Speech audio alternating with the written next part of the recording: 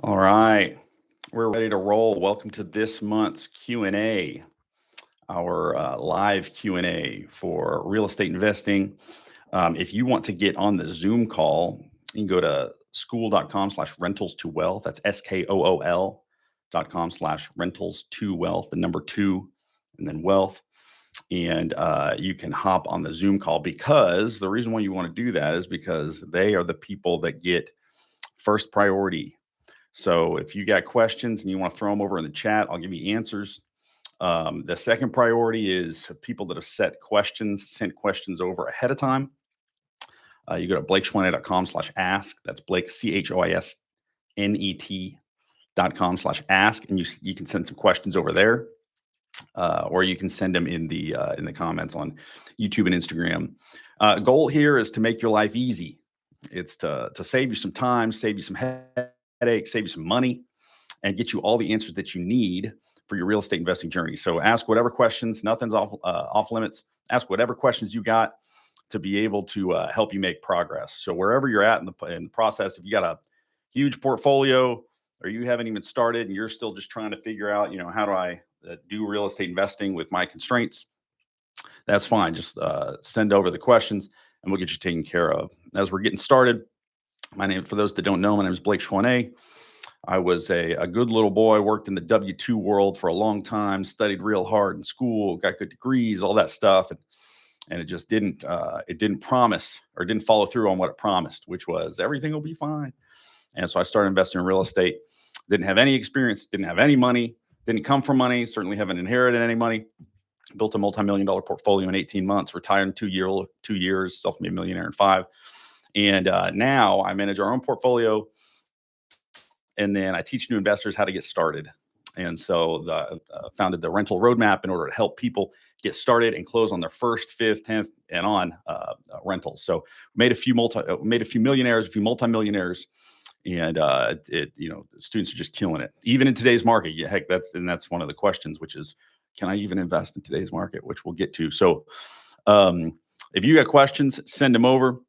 I'll get you taken care of. Other than that, we will hop straight into Q&A. So as you have questions, send them over in the chat, in the comments, and I'll get to them. Again, priority is on the Zoom call. So, all right, let's roll. Okay, first question. All right, Sean asks, how can I get started in real estate if I haven't worked in the last year because of my disability? I'm learning some skills to rehab a house, but I believe financing will be my hurdle. There's two types of financing. First is, can you do it? The answer is yes. The next question is, how can I do it from a financing standpoint? And there's a lot of different strategies. So I'm assuming you're going to flip or do a BRRRR or something like that. Heck, even turnkey. You can do this. But what it comes down to on the financing side is there's two types of financing. Not a whole lot of people know this, but there's two types of financing. On one end, you've got conventional loans, which is what most people use. When you're buying a home, you're going to live in it. You're buying Freddie and Fannie loans. And so whenever you look at the Federal Reserve, when they make their announcement, that's direct. They directly, really indirectly, hit the conventional loan market. So they'll make an announcement tomorrow. They're meeting today and tomorrow. They're probably going to lower rates about a quarter point. If I were a betting man, that's what I bet. But that's conventional loan. They care about you, the borrower. They care about you, and the way they measure that is your credit score, your DTI, so debt to income. So credit score is kind of their analog for riskiness. In fact, one of them, I want to say it's Fannie, just did away with the credit score requirement that you have to have a certain credit score, and they're looking at some other metrics and mechanisms. If you're interested in learning more about that, Google and AI are your friend. But they care about your credit score and your DTI, debt to income. Debt to income is just an easy fraction. It's the debt that you have that you're responsible for every single month divided by your income. So what you're bringing in. That number cannot be more than 50%. Now, for some lenders, for some conventional lenders, that number is lower. It's like 47.5%, it's 45%, but you can't have commitments for that amount of money. And that is formal commitments, formal debt responsibilities that are reported to credit bureaus. So that's 50%. So that's your conventional money. If you're going conventional, Sean, you could not get a conventional loan right now because you haven't been working. You haven't had a paycheck coming in, a W-2. They care more about the borrower. And one of the things they care about is consistent income. They like a W-2. Or if you're self-employed or 1099, you need 2 years of pay stubs, 2 years of history. But the secret for you, Sean, is that on the other side, you have commercial money. So this is commercial money, meaning, on the conventional side, even if it was perfect money, you could only get 10 on your name at any point. And even if you're married, you could put 10 on your spouse's name and technically you got 20 properties, but then where do you go from there? So that there's people that have thousands and thousands of doors. So then how do they do it? And the answer is they use commercial money. Commercial money, they don't care about you. They don't care about you, the borrower. In fact, there are a lot of commercial lenders out there that will do a stated income, stated credit score. They don't care about you. They care about the property because that's their security. When you're a lender, you're asking 2 questions. How do I make money? How do I keep myself from losing money? How do I protect my downside? How do I maximize my upside? The upside is the interest. All right. It's the interest, the origination fees sometimes, depending on how the lender's optimized. The second is, how do I protect my downside? Well, the way they protect their downside, they get a first position lien on the property. So if you try and run off to Cabo and just kind of skip town, they get the property. So the way that they protect themselves is, instead of looking at the buyer's material, the buyer's conditions or qualifications, they look at the rental properties because that's what's securing the loan. So the rental property, they care about what's called DSCR, debt service coverage ratio. And it's similar to DTI in that it's a fraction. It's one number divided by another. So it answers the question of the money that I'm making you pay per month, your debt service, how much of that's going to be covered by the income on the property. So in the top, you got the income on the property, your operating income, and on the bottom, you have your debt service or your monthly payment. All right. And this is just principal and interest. So then the question is, well, what's a good debt service coverage ratio? What's a good DSCR? This varies by lender, but most lenders want anywhere between a 1.0 and a 1.2. So let's say that the strictest requirement is 1.2. That would mean if your payment is $1,000 a month, you're making at least $1,200 a month on that. Right? That's the main thing. So that goal right there with that 1.2 is they're trying to make sure that you can cover your expenses. Now, we know, you and I both know, that that's not a cash flowing property. If you've got $1,200 coming in and $1,100 going out the door, just for your principal and interest, you got taxes, insurance, real costs, phantom costs, all of those things that you have to, property management fees, you're probably going to be negative $650 a month. Give or take a couple $100. So that's how soft their requirements are. So you can still get loans from them. They don't care about your income, or at least if there are lenders that do care about your income, there's tons of lenders out there that don't. So you can get loans from them. You could also get loans from private money lenders. Those are individuals with their own money. You can make up whatever terms you agree to. You can, barter a donkey for them to loan you the money for 6 months.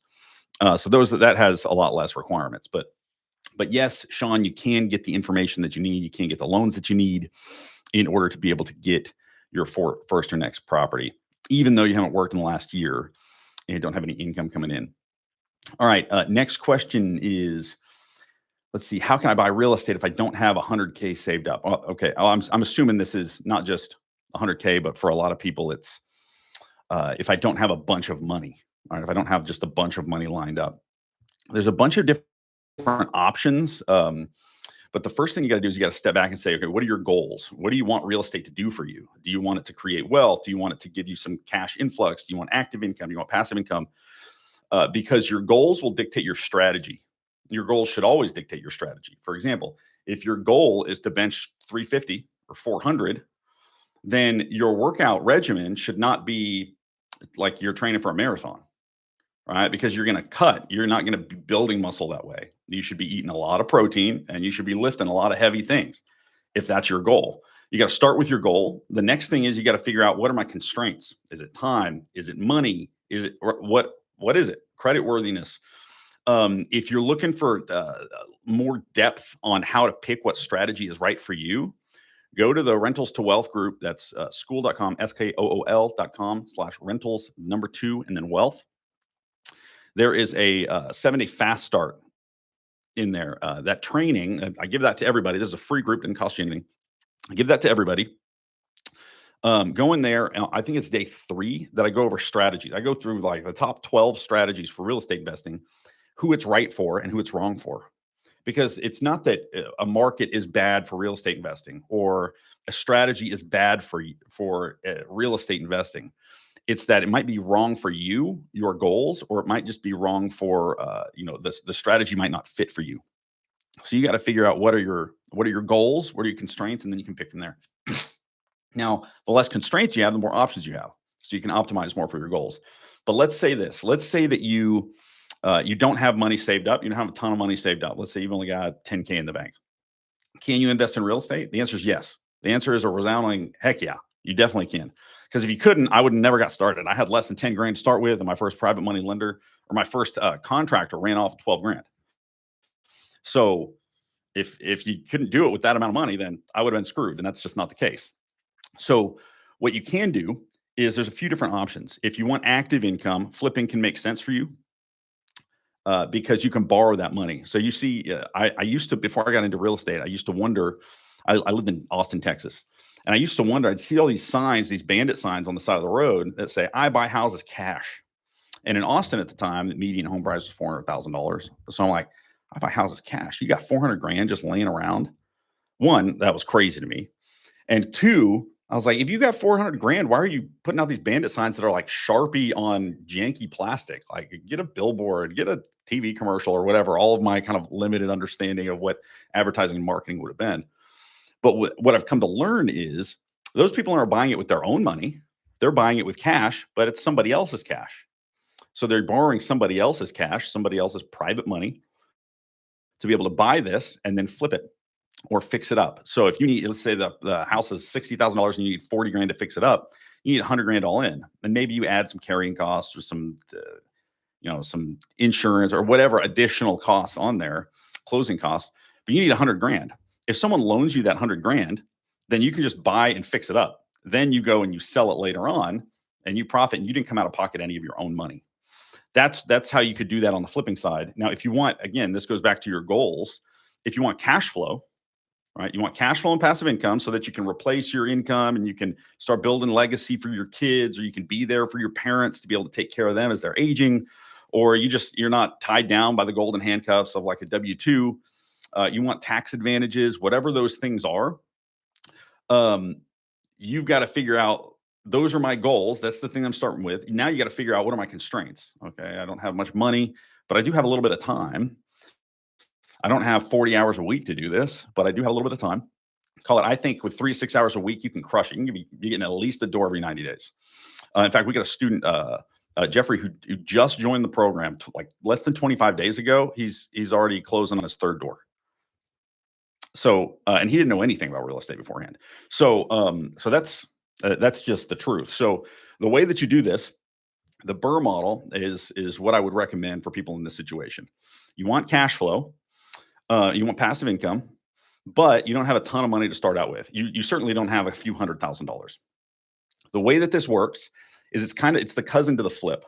So a flip, most people know about this just because of HGTV, Property Brothers, Chip and Joe Gaines, all that stuff. Most people know about this, but what you're doing is you're looking for a property it's the worst property in the best neighborhood, right? It needs a little bit of love. It's distressed. And because it's distressed and people generally lack like creativity or an imagination to be able to see what it could be, you're able to buy it below market value. So you go buy that property, then you fix it up, and now it's worth a lot more. So let's say you buy something for 50, you put 20 into it, and now it's worth 100. You made that $30,000. That $30,000 is your money, but you can't access it like it's cash in your checking account, right? It's not liquid. So you've only got a couple options. The way to access, there's 2 prevailing ways to access that money. One is you go sell the property. That's a flip. That's all a flip is. You buy it, you fix it up, and you cash that money out. And that can make sense for some properties and for some people if you want active income. But if you want passive income, wealth creation, tax advantages, and the like, you can't just sell that property because you need it long term to be able to provide you passive income, tax hedges, wealth generation to capture the appreciation on that property. So then what do? Well, the secret is you go over to a mortgage lender, and that $30,000 on that property, you go over to that mortgage lender and you say, I want to refinance my loan. I got this loan from Jane Doe over here, and I want to get out of it into a long-term amortized loan, like a long-term mortgage, just like I was, buying it turnkey, 20% down. And I say, okay, well, I can definitely do that, but I can only give you 80% of the value of the home. All right. We think of that as I need 20% down. You have to have 20% down. You don't have to have 20% down. The bank does not care about 20% down. They care about what comes out of their pocket, not what comes out of yours. You care about what comes out of your pocket because it's your money. It's kind of like, when I was a kid, I remember one time I told my dad, I was like, man, I really want these sneakers. They're 40% off. Like you're going to save, they're like $100 sneakers. So you're going to save $40 by buying these. He said, no, son, I'm going to save $100 by not buying them. All right. So he cared about what comes out of his pocket. I care about what comes out of my pocket. You care about what comes out of yours. Same with the bank. So they don't care about 20% down. They'll loan you 80% of the value of the home, and they leave that extra 20% as their protection. They're protecting against their downside. So, but the sweet spot is you bought it for less money, but you forced the appreciation north. So now it's worth a lot more. So you're all in at 70 and it's worth 100. They'll give you an $80,000 loan. So when you refinance, they take that $80,000 loan, they go pay off Jane Doe, $70,000 to her, and then probably $3,000 or $4,000 for insurance or for interest on that loan. You've got $6,000 of stupid money left over. Of I made mistakes. I don't know what I'm doing. I'm new to this. All right, like that's a pretty good on that type of property. That's a pretty good amount of money. But then you got an $80,000 loan principal on a $100,000 property, just as though you bought it turnkey. So you're paying on a long-term mortgage, but you're not even paying it. The tenant is, because your mortgage is probably $500 a month, $550 a month, depending on rates. But you're renting it out for $1,500 a month.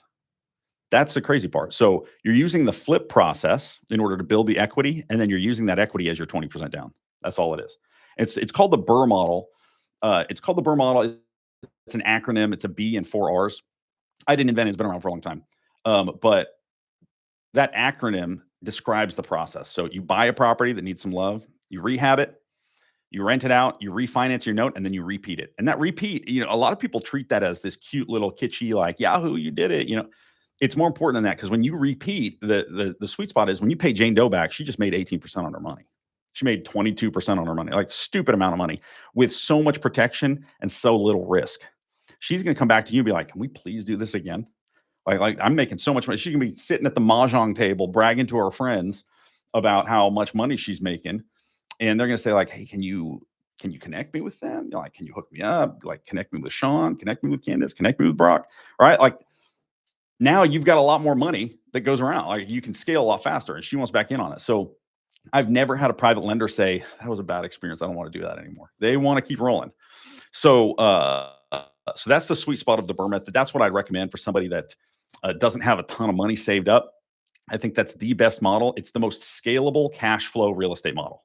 So if you want cash flow and you need scalability, the Burr model is where it is. So that's how that process works. For those of you that are like, man, I got some cash and I would like to loan to those people. If you're interested in that, go to BlakeChoisnet.com. Up at the top, I've got Invest With Us. You can select that. We can see if it's a good fit for you to lend to my students. The hardest part about private money lending is finding people to trust, because trust is made up of two components. And those two components are character and competence.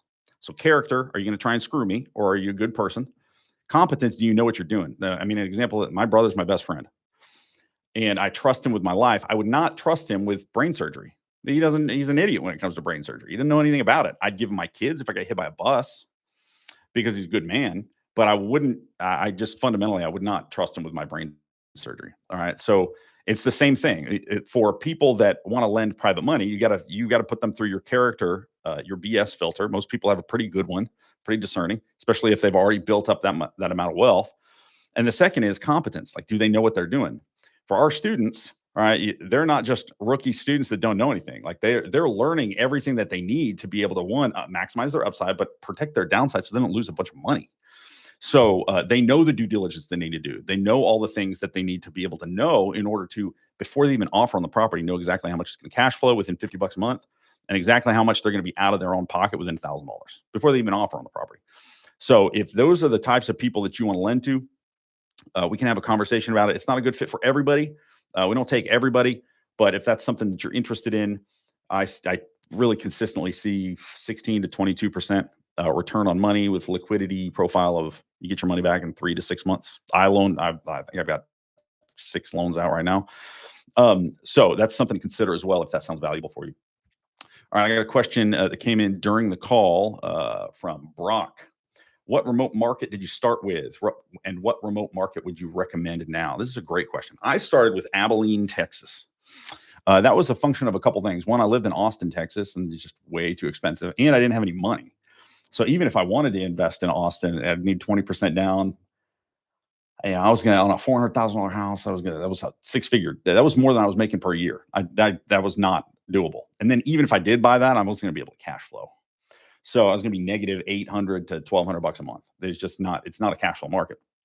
So the first thing you got to know is there are cash flow markets. Markets are one of 3 things. They're either a cash flow market, they're an appreciation market, or they're neither. So they're not going to be the both. They're not going to be a cash flow and an appreciation market. An example of this would be like Waco, Texas. It used to be a cash flow market about 4 to 5 years ago.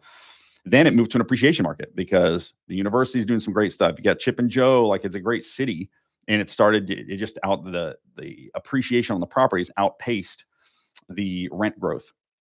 So you have to find a market to invest in that is a cash flow market. And the key here is just make it easy on yourself. Like that's my whole methodology. Make it easy on yourself. Don't make it harder than it has to be. For example, like if we've got kids at home, we got a 3.5-year-old and a 6-month-old. They're both growing out of all their clothes. If my wife said, "Babe, go get us a new outfit for the kids," and I went to Home Depot because it's closer to my house, I'm an idiot. Like it's not going to work. I could be a super well-intentioned, invested father. I'm not coming home with anything helpful. So intention doesn't matter. If instead I went to Walmart or I went to Target or something like that, I could be an idiot I could be even malicious. I could be a bad father, both from competence and from character. And I would actually be effective. I'd come home with something helpful. So that's the key premise is go where the fish are eating. All right. Just because you go fish in a big body of water doesn't mean you're going to catch anything. You fish in a swimming pool, you're screwed. But if you go fish at the right spot where the fish are eating at the time of day fish are eating, you're going to come home with a lot to eat. So the way that you evaluate this is will the market cash flow? And that's a rent to price ratio, quick trick on evaluating markets. One, if the population is above 250,000 people, you have a snowball's chance in hell of that market. Maybe it might work, but it's like 99% chance you're screwed. So it's usually between 50,000 and 250,000 people. The other is the median home price cannot be in the 2s or above. It's got to be below $200,000. Those are the first kind of just save you some time, filter out all the crappy markets. And there's a bunch of reasons why I've pulled hundreds of thousands of data points on markets. I've done more market analysis from a cash flow investing perspective across the country than anybody I've ever heard of. So those numbers are just set in stone. We could go into more detail on those, but the market that I chose, I didn't know all this stuff when I initially started out. I invested in Abilene because one, it seemed like a pretty good market. And when I ran the numbers, I was like, I can buy properties. I can cash flow there. Okay. Now I just got to figure out how can I buy these properties? Because I don't have any money. I'm poor. I don't have any money. What do I do? Then I started looking at the BRRRR. So I did BRRRR remotely. And so at the same time, one of my buddies who I'd come to know through buying my first property, the house that I bought, and I house hacked. So I bought it as a bachelor, rented out the other rooms, and it paid for the mortgage.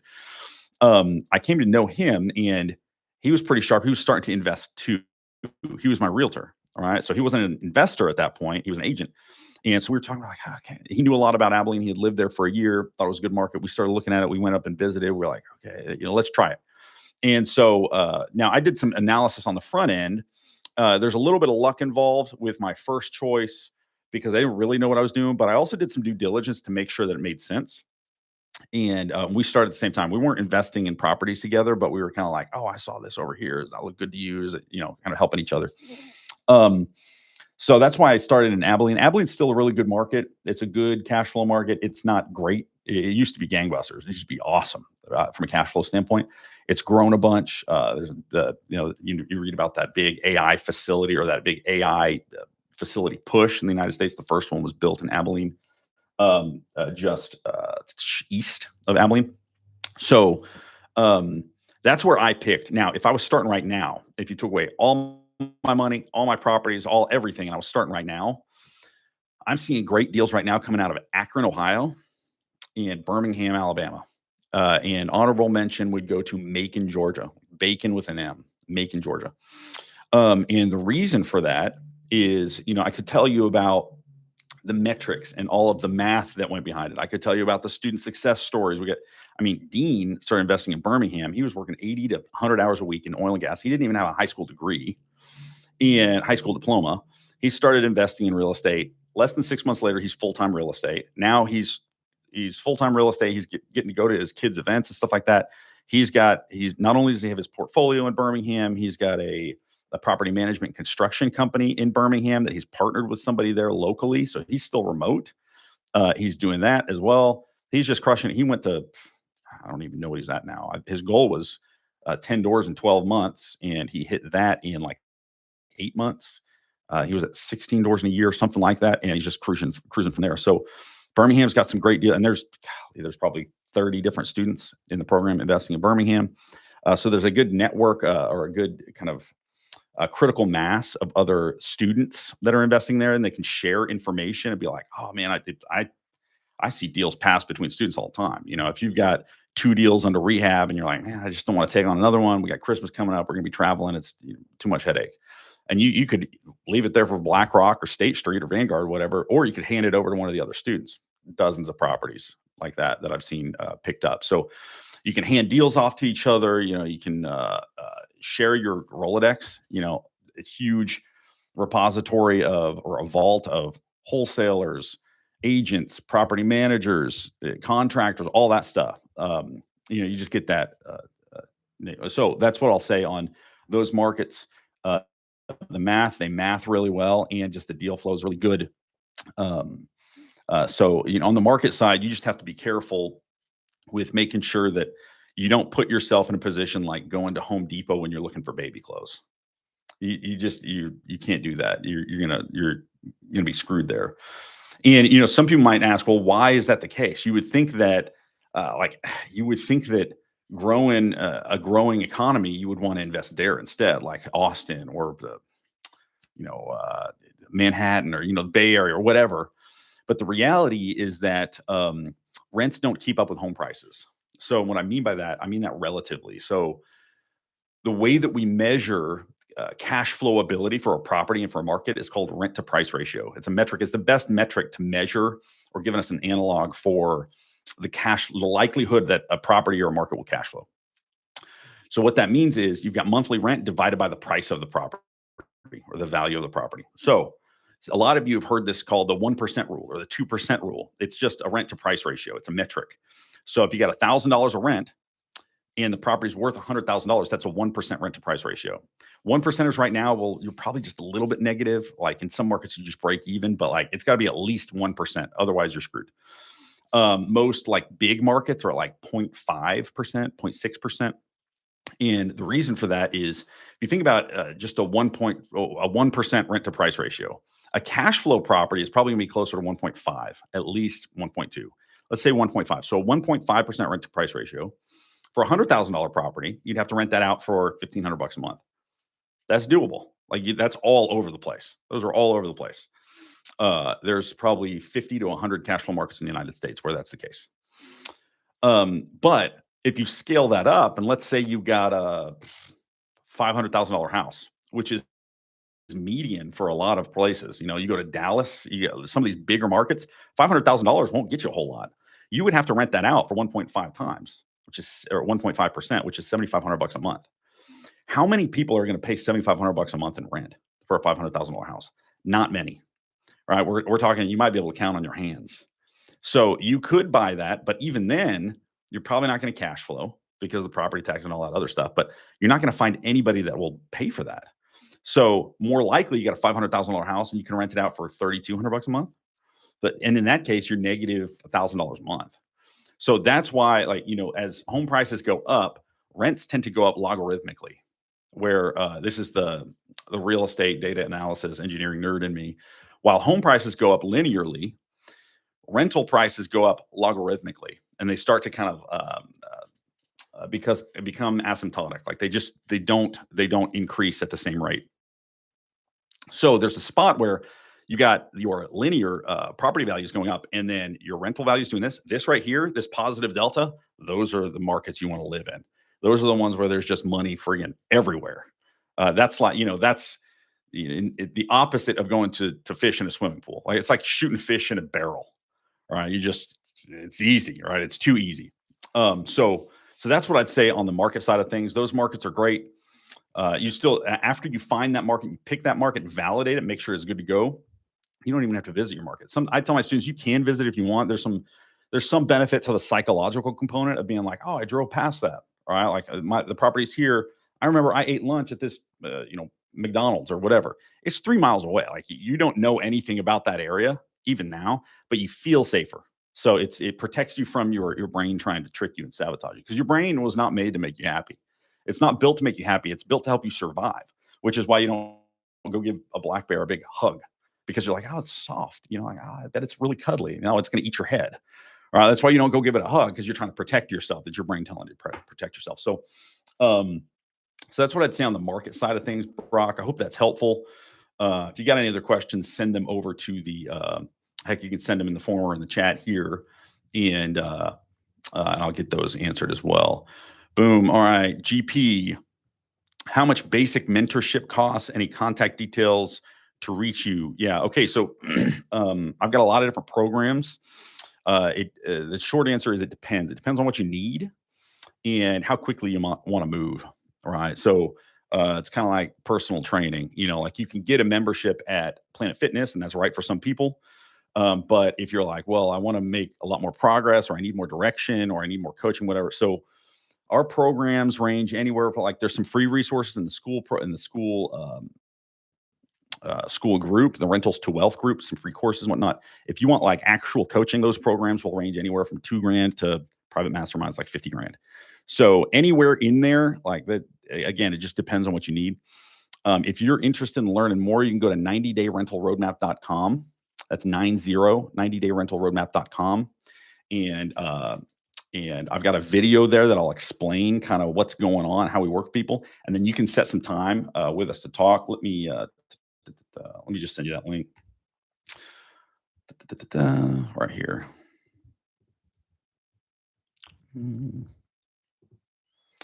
click on this link, and that'll you've got an opt-in page. Boom. You got an opt-in page that is that's just like a lander page. And then you go to the next page, which it has a video where I'll go over everything, talk about like how to invest.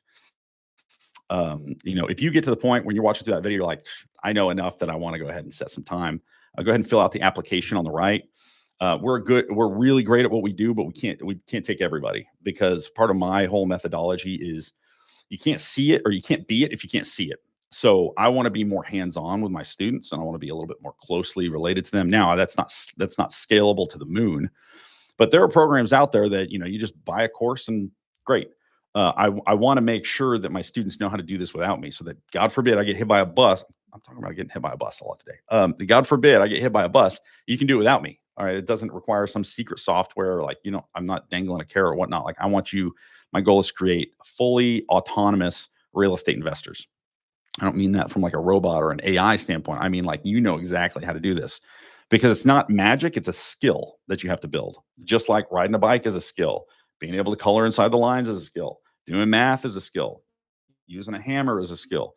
Real estate investing is the exact same way. It's not some magic thing. It's not like being a world-class painter, or, I am a saxophonist. I play music. It's not like being the world-class guitarist or saxophonist, which is more art. It's a science. And so if you're interested in learning more, you can go there, and we can figure out what the right fit is for you. Which zip codes in Birmingham to invest, which zip codes for Macon to invest. Okay, great question. So I'll hit this in two different ways. One about zip codes and one about multiple markets. So we're talking which one in Birmingham, which one in Macon, which one in Dayton or Akron. The first thing is, do not pick multiple markets. If you're a new investor, you need to pick one market. Force yourself to pick one market, because one, it forces you to make a decision, and decisiveness is a skill. You have to figure out, you have to learn, how do I make a decision and be okay with the fact that it might be wrong? Then, if I'm okay with the fact that it might be wrong, how do I protect myself from being wrong and use the information available to me to be able to like proceed that and fix that ahead of time? So force yourself to pick one market. The primary reason, though, that I recommend not picking multiple markets is the students that I've coached that do that invariably run into this one issue, which is that they have like half a team and system built in one market and half a team and system built in another market. And so they get to a point where they hit a brick wall and they start struggling. And they're like, well, I've got these resources over here that they don't have over here. For example, let's say they've got a ton of wholesalers and a ton of deal flow and a ton of resources in market A.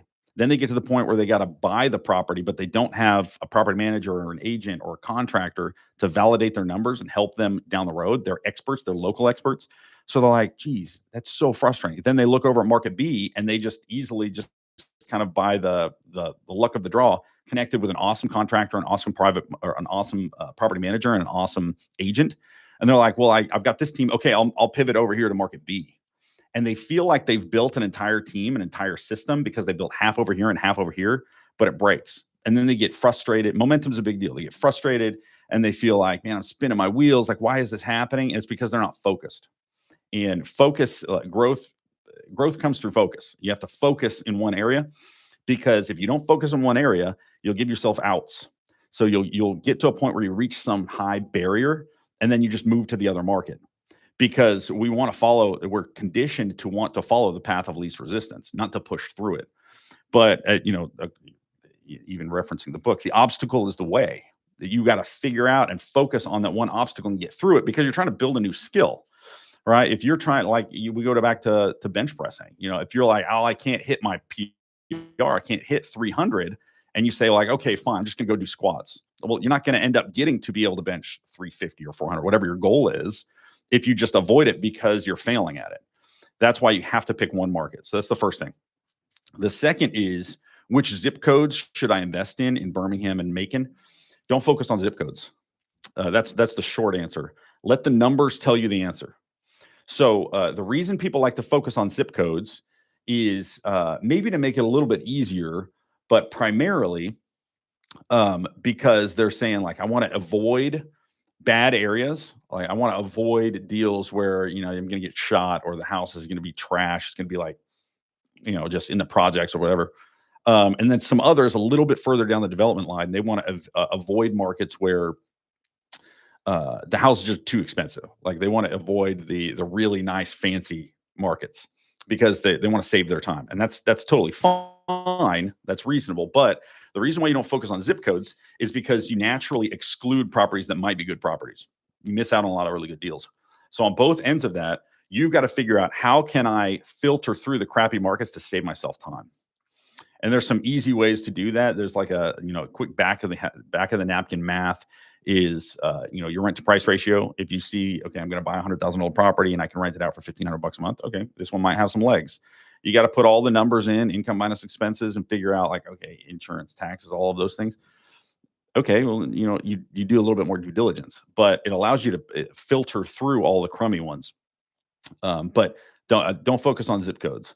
The 3-step process for deal analysis that will save you hundreds of thousands of dollars is, first, give it your best guess, a finger to the wind, right? And your best guess at first is going to be pretty bad because you don't know what you're doing, right? You're brand new at it.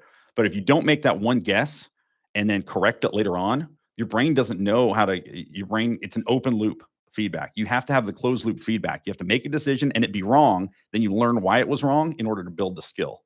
You can't just make a decision. If you just make decisions and they're always right, or there's no way to measure them, you're never going to be able to build a real system that can protect you. So the first step is make a guess, an educated guess, but it's still a guess.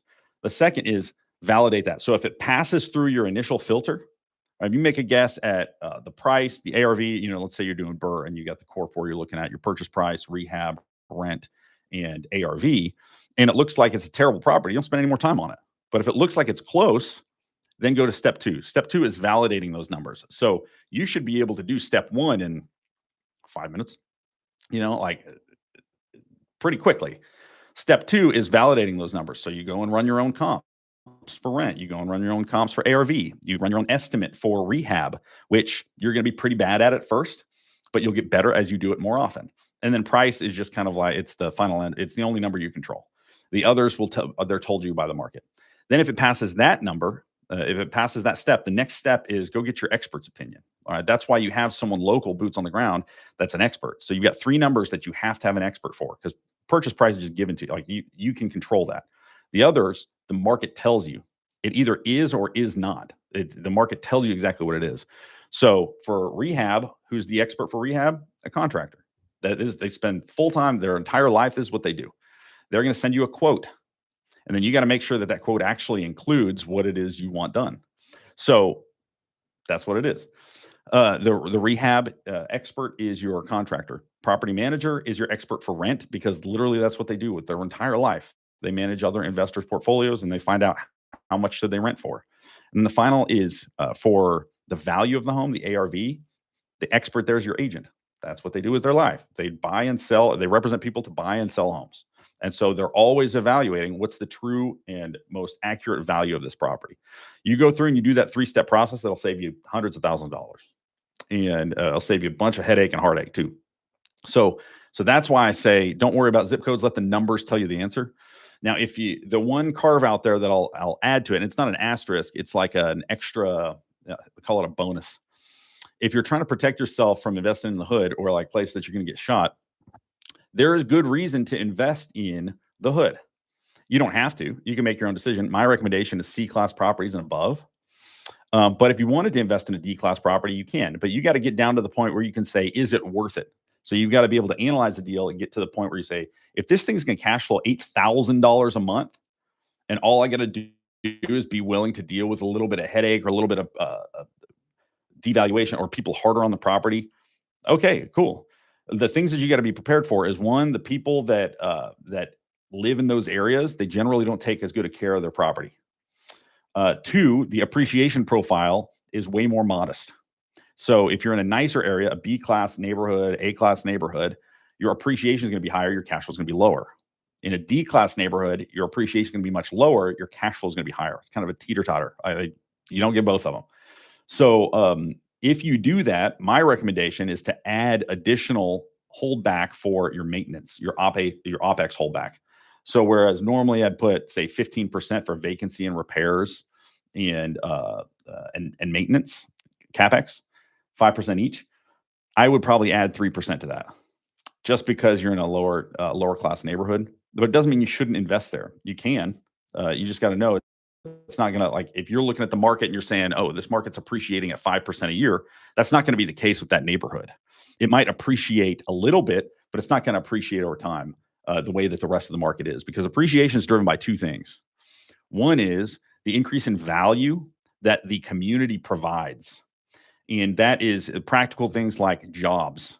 All right. That's why whenever you see jobs opening up in certain markets, home prices go up, because more people move there, more supply, same amount of demand, prices go up. Other things like parks, food, amenities, and things like that. It's the value that the community, the actual city, provides. The second is that, and this is really only recently within the last 5 years more needed to be highlighted, and it's the time value of money, like how much the dollar is worth. So over time, you know that a dollar today is worth more than a dollar tomorrow, because it's going to be devalued, because we're not in 71. We took ourselves off of the gold standard. Now we're a fiat currency. And if you look at 2020, when the COVID craziness happened, we printed 80% of all the dollar bills that are out there. We printed 80% of whatever's in circulation. So it's like playing a game with kids. You put 10 kids in a circle, you give them a couple dollars, and you give them each a couple candy bars. And your goal is to get as many candy bars as possible. And then halfway through the game, you just stop it and you say, all right, now all of you get $10,000. Boom. All right, now keep going. Right? Like, what's going to happen to the cost of a candy bar? It started at 50 cents, maybe $1, but now it's $10, $15. Like that's the time value of money. So for these types of D-class neighborhoods, you won't see the appreciation from the market value created unless you're seeing some gentrification or you're seeing the entire, you're seeing that neighborhood like being developed nearby some other really valuable resource. What you will see is the time value of money change. So you might buy $100,000 property and it's not going to appreciate at 5%, but maybe it appreciates at 2%. So if you do invest in D class properties, that's just something to know and something to plan for. All righty. Okay, cool. GP, a lot of people say that Macon is a dead market for many decades, only retirement city. Is that correct? I don't listen to a bunch of what people say. I listen to what the numbers tell me. And the numbers tell me that things cash flow there and there are good properties. I don't really care who lives there. If a retiree moves in and needs to rent a property, it's the same to me as a young mom and dad who have a 2-year-old. I don't really care. It's just how much will people rent? And you can tell this, like you can ask the market, hey, how good is rent in this market? This is called market fluency. It's just like learning another language. You want to listen to what the market tells you. The market tells you stuff all the time. And it's not just on the major news sites. It's not just on Twitter and Instagram. Like the market tells you what a property is worth. So if you're saying, how much is this worth on a month-to-month basis in rent? The market tells you that. The way that you learn that market fluency is you go to Zillow. There's a lot of ways to do it, but the most practical one that's free is you go to Zillow, you filter down to find properties exactly like this, what are called comps. You'll hear people reference this as comps. What they mean is comparables. So properties that are the exact same. All right. And then you see, what are those renting for? You do that. People do this all the time. They just don't know it. They don't associate the two. Like if you're going to sell your car or a picture or whatever on Facebook Marketplace, how do you know how much to price it for? There's really 2 ways. One is I want to get this thing out and I do not care. Like we had a bunch of, when we moved into the house, there was a bunch of bricks left over and stuff like that. And I said, you know what? I'm going to list these on, I can't remember. I think it was Facebook Marketplace. And I said $5 for all these bricks. And there's just tons and tons and tons of bricks. And the only reason I listed it for $5 and not free is because I don't want people wasting my time. The guy that came and picked them up, he said, all right, how much do I owe you? And I said, just take it. I don't care. All right. I just want to save my time. So that's like just get rid of it. But if you're really trying to accurately price it, you look at other things that are just like it. So if you're trying to sell, a Ford F-150 that's 2012, you look at other Ford F-150s that are 2012 that are in similar condition, not ones that are broken down, not ones that are, if yours has a big lift kit on it, not ones that are riding low. You want it to look and feel like your exact product that you're selling. So you got to go find those. You're not going to compare it to a Z71. You're not going to compare it to a coupe, and you're not going to compare it to a Porsche because that's not what they are. There's a completely different value. So what you're doing is you're looking at properties and saying, how much is it going to rent for? Let me find other properties that look exactly like it. So same beds, similar baths within 1 bath, up or down, similar square footage within 20% of square footage, similar build date within 15 years of build, and a similar style. All right. So, and usually build date will take care of that. But if it's a ranch style house or a mobile home, as opposed to a 2-story townhome, or like those are different properties. So you want those to be similar. And then you find those within half a mile or a mile, ideally your own subsection or subdivision. And then you say, all right, well, how much is this worth? I think it's worth this. All right. That is market fluency. But I don't let people tell me what a market is or isn't, because there are times when you shouldn't listen to what people say. And the number one time where you shouldn't listen to what somebody says is when they haven't gone where you want to go. There's a lot of people out there that'll tell you're an idiot. You don't know what you're doing. Like, oh, you can't do that. I had a bunch of people telling me that. I quit my 6-figure high earning job right after I got married to my lovely wife. And I had people that were like, what are you doing, dude? You got to be able to feed her, and you want to have kids, right? I know you want a big family. Like, what are you going to do? They hadn't gone where I wanted to go, and they weren't on the way. And so, in fact, you can see this right here. This is my favorite quote. It's called The Arena, and it's by Teddy Roosevelt. And he talks about like the people in the arena, the ones with the blood on their face, the dirt and everything like that. If they win, they know the true victory of winning. But even if they lose, they know what it feels like to be in the arena. It's like somebody who's just a fair weather fan of your favorite sports team. They can say like, yeah, we won the World Series. Like I'm a Texas Rangers fan and I'm an Oklahoma City Thunder fan, which for my entire life has been pretty traumatic. It's been terrible. All right, because we had 2010 and 2011 where we just lost heartbreakers, and we never won. And I was frustrated because we had fair weather fans. People are like, "Yeah, I'm a big Rangers fan," just because they like made it to the World Series. The reality is, it doesn't matter if they don't put in the commitment. That, I mean, maybe one evening it's like, "Oh, that was cool. That was a cool experience," but they don't get to experience the euphoria of your team winning at all. This is the same way. You can't listen to people that aren't going where you want to go because they don't know the practical details. I had so many people tell me, "Hey, where the way you're doing this is wrong," and I'm like, "Okay, well, tell me about your portfolio." They don't have any properties. Okay, well, being an armchair investor doesn't count. It's like, when a lot of people sit in their big sofas on Saturday or Sunday watching football, and they're just pounding potato chips and drinking cokes and everything like that, and they're yelling at the quarterback who's like a Heisman Trophy candidate, or like they're in the NFL and he's saying like, "You shouldn't have done this, you should have done that." It's like, well, yeah, but they've devoted their life to it and they're grinding it out. Like, you probably don't know more than they do. Let's just be honest. All right. So that's what I'd say on listening to people. All right, Brock, your question, what are the most key relationships that you need for a remote investor? Great question. There are three of them. There are three, well, three and a half. The three most important roles that you have as a remote investor: one is your agent, two is a property manager, and three is a contractor. Because of what I just talked about, which is you need someone to protect you because you're not an expert contractor. You're not an expert at evaluating rehab or managing rehab. You're not an expert property manager and you're not an expert agent. So you need someone with that expertise. You can't afford, from a time standpoint, if you're trying to do this in 3 to 6 hours a week, you can't afford to try and develop that competence in each of those domain areas. My property manager has been doing this for 35 years. So even if I was twice as effective as her at learning, it would still take me almost 20 years to be able to learn what she's learned and develop that amount of domain expertise. Don't do that. Just use the right people. Just offshore it to the right people. So those are the three most important roles. The only reason I say an extra half, well, before I do the extra half, ideally your property manager and your agent are the same person.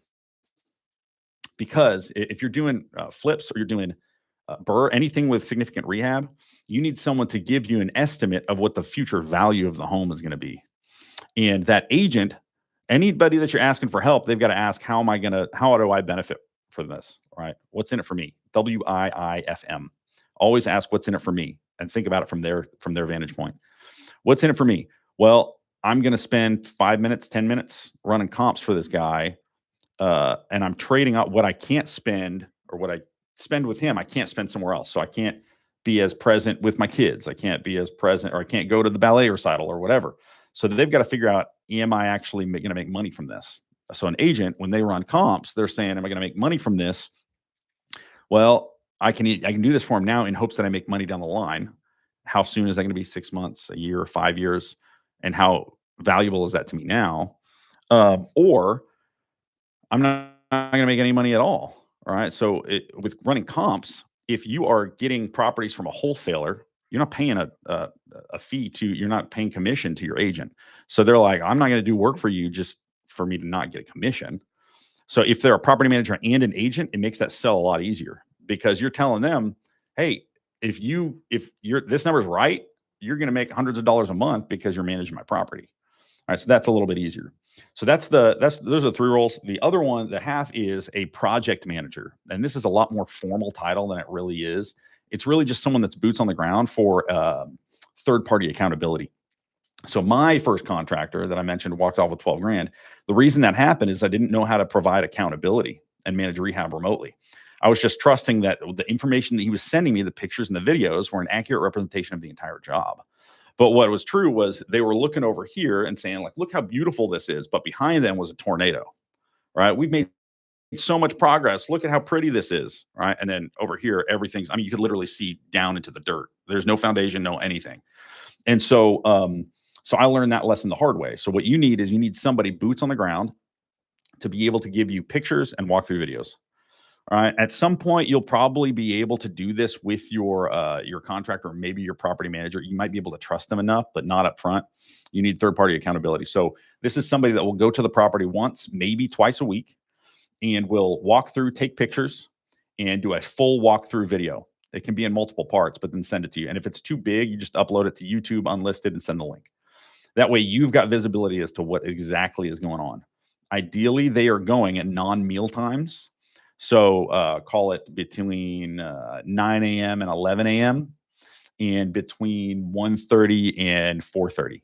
That way, if the contractors aren't there, if the team isn't there, and you reach out to the GC, the general contractor, they're not like, oh, they were on meal break, they were on lunch. All right. If they're not there, it's because they're not at your property that day. All right. So it's literally someone that just stops by once a week, maybe twice a week, depending on the type of rehab that you're doing. And this person, I usually pay them between 500 and 1,500 bucks. They get paid at the back end once property is done, once rehab is done. So those are the 3.5 most important roles that you need for remote investing. We got just a few minutes left. GP, if you want details on that home, I don't have enough time to go through and analyze it with you right now. But send that over in the school community and see if you can get some feedback on it. Shouldn't all necessary relationships be built before even looking at your remote market? Brock, this is a great question. The answer is no. Because if you think about these markets, like some people will say, like, well, I want to invest in market A because my aunt lives there, or my cousin lives there, or my best friend's dog's owners, like I have some existing relationship there. But what is easier to build? Is it easier to change the fundamental infrastructure of an entire economy, or is it easier to make friends? Easier to make friends. All right. So it's easier to build new relationships in a market than it is to change the fundamental nature of the market. So first, you got to find a cash flow market, then start building relationships there. There's two types of people. One type of person builds they build their parachute, they sew it and everything like that. Then they jump out of the plane and it works great. The other is they get up there, they jump out of the plane, they build the parachute on the way down. Right. So the reason I say that is you can set up all these relationships and say 100%, I'm confident in all these people. You could also get to the point where you have so many deals coming in, you find a really great one and you say, I don't have a property manager, but I can figure it out. Right. Like the urgency kind of sometimes inspires action. Like it inspires you to get stuff done and it helps you focus, because instead of worrying about all these ancillary things within the market, you've got this great deal and you're like, well, how do I know how much it's going to rent for? I got to find a property manager. How do I know how much rehab is going to cost? I got to find a contractor. So you don't have to build these before, like building the relationship before looking at the market. It just is. It's not going to work. And most people, when they think about building relationships, especially like in sales, if you talk to somebody that's like, we're a high relationship, like we're relational, like you talk to a lender and they're like, we're relationship based. What that means is their product's probably not that great. And the reality is, like, their rates just aren't that good. The reality is, most of these types of relationships are going to be more just a business relationship. And so it will vary from trusted partners, people like your contractor, your agent, and your property manager, to just vendors, right? It's like when you go to the fast food store, the taco stand, like you don't know the cashier, right? You don't. It's not like you know their kids or their Christmas plans or anything like that, or remember their name. It's a vendor relationship. I give you money, you give me tacos. That's all that it is.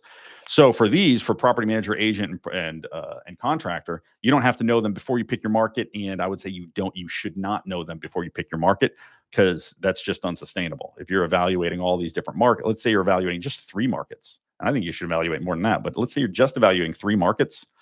Now you've got to build a team in all those markets before you even figure out whether it's a good market to invest in. I just think that's a poor use of your time. So awesome. All right. I know we've got a number of different comments, a few different questions here. We got to wrap up. It's top of the hour. So for these questions, if you want to send them over in the community, school.com, SKOOL.com/rentals2wealth, rentals, the number 2 wealth. Get some feedback from people, and we can get those answered. I'll also log these questions, and we can talk about them in the next live as well, if that's helpful, or just come to the next live and we'll get you taken care of. But we'll go ahead and wrap up for today. Thank you guys for being here. Hopefully this was helpful and got all your questions answered. As you have questions down the line, send them over into the community. We'll get you taken care of. We were talking, I think GP asked about this. If you want to learn how to do this on your own, and you want somebody to give you some directions so that you don't lose, 12 grand with your contractor walking off into the abyss like I did, and you want to protect yourself, whatnot, you can go to 90-Day Rental Roadmap. I put this link in there in the comments, 90dayrentalroadmap.com. You also go to BlakeSchoening.com and click Work with Blake up at the top. It'll take you to the same spot. And you can check out the webinar there, see if it's a good fit. Like, we're excellent at what we do. We're not a good fit for everybody. So just know that, like, if we're a good fit, we'll tell you. If we're not, we will tell you. I've told the guys on my team, like, if we're not a good fit for somebody, tell them. Like, I don't want to take somebody's money and it not be the right decision for them. So you're not going to have your sales call or anything like that. It's not going to feel like a used car dealership or anything like that. Not to hate on the car sales guys, but it's just a different experience, and so we want to make sure that it's the right deal for you. So with that, I'll go ahead and wrap this up. The recording will be in the classroom in school. If you got any questions between now and next month's Q&A, send them over to the community and we'll get you taken care of. All right, guys. Happy investing.